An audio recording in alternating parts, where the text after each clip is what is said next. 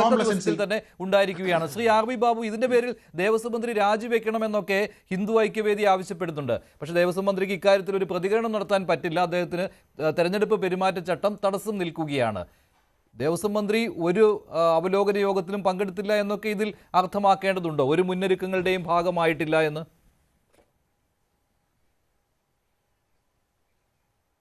അല്ല മഞ്ജുഷേ, നമ്മൾ ശബരിമല വിഷയം ഓരോ സീസൺ കാലത്തും നമ്മൾ ചർച്ച ചെയ്യുന്നു. ഓരോ സീസൺ കാലത്തും ശബരിമലയിലെ അയ്യപ്പന്മാരുടെ ദുരിതം, അവരനുഭവിക്കുന്ന പ്രശ്നങ്ങൾ ഓരോ ശബരിമല സീസൺ കാലത്തും നമ്മൾ ചർച്ച ചെയ്തുകൊണ്ടിരിക്കുകയാണ്. നമുക്കറിയാം ശബരിമല സീസൺ എന്ന് തുടങ്ങുന്നു എന്നുള്ളതിനെക്കുറിച്ച് പ്രത്യേകം ഒരാളോടും പറയേണ്ട കാര്യമില്ല.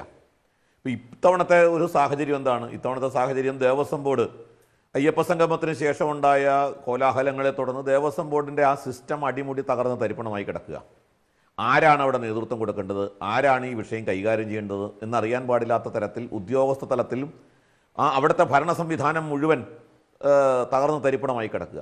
അപ്പോൾ ആ സമയത്ത് അതിനെ നേരെയാക്കേണ്ടത്, അതിന് നേതൃത്വം കൊടുക്കേണ്ടത്, വകുപ്പ് തല ഏകോപനം ഉണ്ടാക്കേണ്ടത്, ഈ വകുപ്പുകളെ മുഴുവൻ സംയോജിപ്പിച്ചുകൊണ്ട് ഈ പ്രശ്നങ്ങളെ അഡ്രസ്സ് ചെയ്യേണ്ട ഒരു വ്യക്തി ആരായിരുന്നു? ദേവസ്വം മന്ത്രി ആയിരുന്നില്ലേ? ദേവസ്വം മന്ത്രി എന്നുള്ള മന്ത്രി എന്തിനാണ് കേരളത്തിൽ? എന്തിനാണ്? ഇപ്പോൾ ദേവസ്വം ബോർഡ് പ്രസിഡന്റ് എന്നുള്ള ആൾ, അദ്ദേഹത്തിൻ്റെ കാലാവധി നവംബർ 15-ാം തീയതിയോട് തീരും എന്നുള്ളത് എല്ലാവർക്കും അറിയാമല്ലോ. നവംബർ 15-ാം തീയതിക്ക് മുമ്പായിട്ട് തീരും എന്നുള്ളത് എല്ലാവർക്കും അറിയാം. അദ്ദേഹത്തിന് എക്സ്റ്റൻഷൻ കൊടുക്കണോ വേണ്ടേ എന്നുള്ളതിനൊക്കെ സംബന്ധിച്ച് ഗവൺമെൻറ് തലത്തിൽ തന്നെ ചർച്ച ചെയ്യുമ്പോൾ ഇവിടുത്തെ ഹൈന്ദവ സംഘടനകൾ ഒരുപാട് വലിയ തോതിൽ പ്രതിഷേധങ്ങൾ സംഘടിപ്പിക്കും. കാരണം സ്വർണ്ണക്കൊള്ളയിൽ അദ്ദേഹം കൂടി പങ്കാളിയാണ്. അങ്ങനെയുള്ള ആൾക്ക് എക്സ്റ്റൻഷൻ കൊടുക്കാൻ പാടില്ല എന്ന് എല്ലാവർക്കും അറിയാം. അപ്പോൾ ഇത് മുൻകൂട്ടി കണ്ടുകൊണ്ട് ശരിയാണ്, ജയകുമാർ ചാർജ് എടുത്തിട്ട് വിരലെണ്ണാവുന്ന ദിവസങ്ങളേ ആയിട്ടുള്ളൂ. അപ്പോൾ അതിന് മുൻപേ തന്നെ ഈ കാര്യങ്ങൾ മുൻകൂട്ടി കണ്ടുകൊണ്ട് അവിടെ സംവിധാനങ്ങൾ ഒരുക്കേണ്ട ചുമതല ദേവസ്വം മന്ത്രിക്കുണ്ടായിരുന്നില്ലേ? ദേവസ്വം മന്ത്രി ഇത്തവണ വൃശ്ചികം 1-ന് ശബരിമല സന്നിധാനത്ത് എത്തിയില്ല. അതും പ്രോട്ടോക്കോളിൻ്റെ ലംഘനമായിട്ട് വരുമെന്നാണോ പറയുന്നത്? ഇലക്ഷൻ ചട്ടത്തിൻ്റെ ലംഘനമായിട്ട് വരുമോ? അങ്ങനെയൊന്നുമില്ല. അദ്ദേഹത്തിൻ്റെ ഡ്യൂട്ടി നിർവഹിക്കുന്നതെന്ന് മാത്രമേ ഉള്ളൂ. പക്ഷേ അദ്ദേഹത്തിന് എത്താൻ കഴിഞ്ഞിട്ടില്ല. എന്തുകൊണ്ട് എത്തിയില്ല? അവിടെ വന്നാൽ തൊഴുതു നിൽക്കാൻ പറ്റാത്തത് കൊണ്ടാണോ? അങ്ങനെ തൊഴാതെ നിൽക്കുന്ന ഫോട്ടോ എടുത്ത് ഇലക്ഷനിലെ ആൾക്കാർ ഉപയോഗിക്കും എന്നുള്ള പേടി കൊണ്ടാണോ അദ്ദേഹം വരാതിരുന്നത്? എനിക്കറിയില്ല. പക്ഷേ ഭക്തജനങ്ങൾ അവിടെ നിന്ന് പ്രതിജ്ഞ എടുത്തിട്ട് പോകുന്നത് എന്താ? ഇപ്പോൾ ശബരിമലയിൽ ഇന്ന് വന്നിട്ട് ഇനി മുതൽ ഞങ്ങൾ വരുന്നില്ല എന്ന് പറഞ്ഞിട്ടാ. ഞങ്ങൾക്ക് മതിയായി, ഞങ്ങൾ ഇനി വരുന്നില്ല.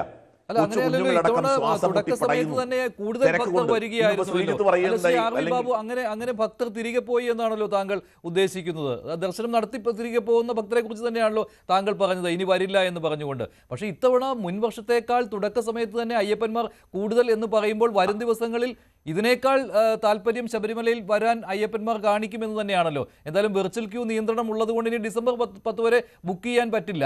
പക്ഷേ സ്പോട്ട് ബുക്കിംഗ് പ്രതീക്ഷിച്ചുകൊണ്ട് ഇനിയും അയ്യപ്പന്മാർ വരും കൂടുതലായിട്ട് നിലയ്ക്കലിലേക്ക്. ഈ അയ്യപ്പന്മാർ ഇനി ഞങ്ങൾ വരില്ല എന്ന് പറഞ്ഞുകൊണ്ട് പോകുന്നു എന്ന് പറയുന്ന താങ്കൾ അത് അതിശയോക്തി കലർന്നും പറയുകയായിരിക്കും അല്ലേ? അല്ല, ഞാനിന്ന് ടി വിയിലൂടെ പല ടി വി ചാനലിലൂടെയും അയ്യപ്പന്മാർ പറയുന്ന വീഡിയോ കണ്ടിട്ടാണ് ഞാൻ ഈ പറയുന്നത് മഞ്ജുഷേ. അവിടെ നിന്ന് അയ്യപ്പന്മാർ, തമിഴ്നാട്ടിൽ നിന്നുള്ള, കർണാടകയിൽ നിന്നുള്ള അയ്യപ്പന്മാർ നിങ്ങളെപ്പോലുള്ള ചാനലുകളോട് സംസാരിക്കുന്നതിൻ്റെ വീഡിയോ കണ്ടിട്ടാണ് ഞാൻ ഈ പറയുന്നത്.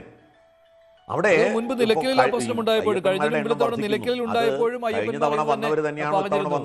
ബാബു കഴിഞ്ഞതിന്റെ മുമ്പിലത്തെ വർഷം നിലയ്ക്കലിൽ വലിയ പ്രശ്നമുണ്ടായതാണല്ലോ. KSRTC ബസ്സുകളുടെ അപര്യാപ്തത, അതുപോലെ തന്നെ അവിടെ നിലയ്ക്കലിലെ കുട്ടികൾ ഒറ്റപ്പെട്ടു പോകുന്നത് കണ്ടു. അങ്ങനെ ഒരുപാട് കാര്യങ്ങൾ ദൃശ്യങ്ങൾ സഹിതം പുറത്തു വന്നതാണ്. ആ സമയത്തും അയ്യപ്പന്മാർ ഇനി ഞങ്ങൾ വരുന്നില്ല ഇങ്ങോട്ട് എന്നൊക്കെ പറഞ്ഞ് പോകുന്നത് കാണാമായിരുന്നു. പക്ഷേ അതൊരു വൈകാരികമായ ഒരു വർത്തമാനം എന്ന രീതിയിൽ മാത്രം കണ്ടാൽ മതി അതിനെ. അങ്ങനെ അയ്യപ്പന്മാർ വരാതിരിക്കില്ല, ഓരോ വർഷവും കൂടുകയും ചെയ്യുകയാണ്.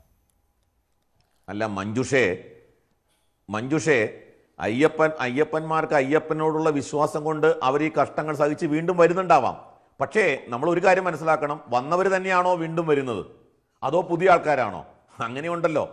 പുതിയ ആളുകൾ വരുന്നു, അയ്യപ്പനെക്കുറിച്ചുള്ള വിശ്വാസം മറ്റ് സംസ്ഥാനങ്ങളിലേക്ക് വ്യാപിക്കുന്നു, പുതിയ ആളുകൾ വരുന്നു, അങ്ങനെയും സംഭവിക്കാം. ആ നിലയ്ക്കും അയ്യപ്പന്മാരുടെ എണ്ണം പഴയതിനേക്കാൾ കൂടുതലോ പഴയ പോലെയോ ഒക്കെ തുടരുന്നുണ്ടാവാം.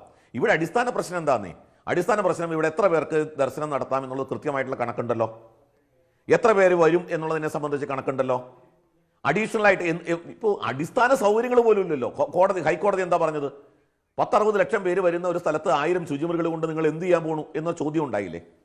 ഞാൻ ചോദിക്കുന്നത് ഈ ശബരിമല സീസൺ തുടങ്ങുമ്പോഴാണോ ഇതിന്റെ തയ്യാറെടുപ്പുകൾ ആരംഭിക്കേണ്ടത്? എന്തുകൊണ്ട് ഇപ്പോൾ ഇതിനെ സംബന്ധിച്ച് സർക്കാരിന് ഒരു വലിയ ഉത്തരവാദിത്വമില്ല മഞ്ജുഷെ ഞാൻ പറയുന്നു, 10-60 ലക്ഷത്തോളം അയ്യപ്പന്മാർ വരുന്നു. ഈ 60-70 ലക്ഷം അയ്യപ്പന്മാർ വരുന്ന ആ അയ്യപ്പന്മാരിൽ നിന്നും സർക്കാരിലേക്ക് എത്ര കോടി രൂപ നികുതി കിട്ടുന്നുണ്ട്? ഈ സർക്കാർ ഒരു കാര്യവും ഔദാര്യം ചെയ്യേണ്ടെന്ന്.